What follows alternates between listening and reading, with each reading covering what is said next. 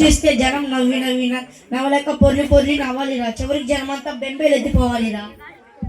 అదేంట్రా అలా మాట్లాడుతున్నావు? స్కిట్ అంటే ప్రేమలో ఆప్యాయత విశేషాలు దేవుని గురించి ఉండాలి, కానీ నువ్వులేంట్రా? ప్రేమలు విశేషాలు నవ్వులు ఎవరు చూస్తున్నారా? జనానికి కావాల్సింది నవ్వులే కదరా.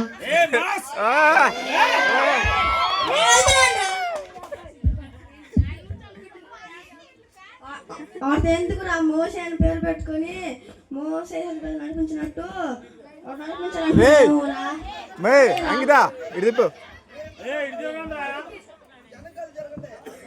ఇటు తిరుగు తిరగండి.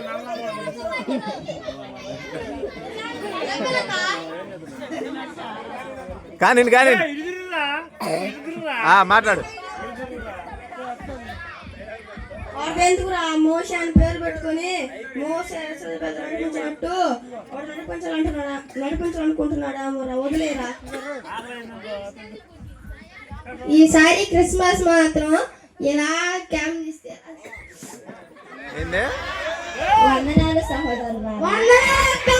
బాగున్నారా? బాగున్నామక్క.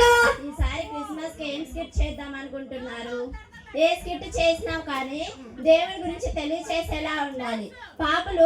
పాపాలను ఎరిగేలాగా, ఈ పాపం చేయకూడదని తెలుసుకునేలాగా ఉండాలి.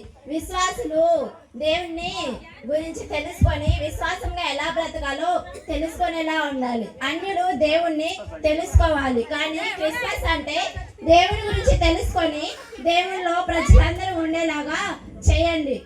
వందనాలు. వెళ్ళొస్తాను.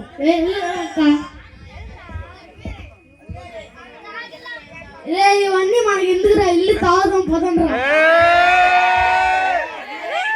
క్రిస్మస్ గురించి మాట్లాడుకున్నప్పుడే తాగేది.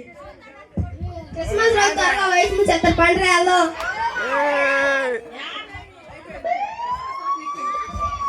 ఇప్పుడు యవ్వనస్తులైన మగపిల్లలు ఎలా ఉండగా మరి యవ్వనస్తులైన ఆడపిల్లలు ఎలా ఉన్నారో ఈ స్కిట్ ద్వారా తెలుస్తుంది.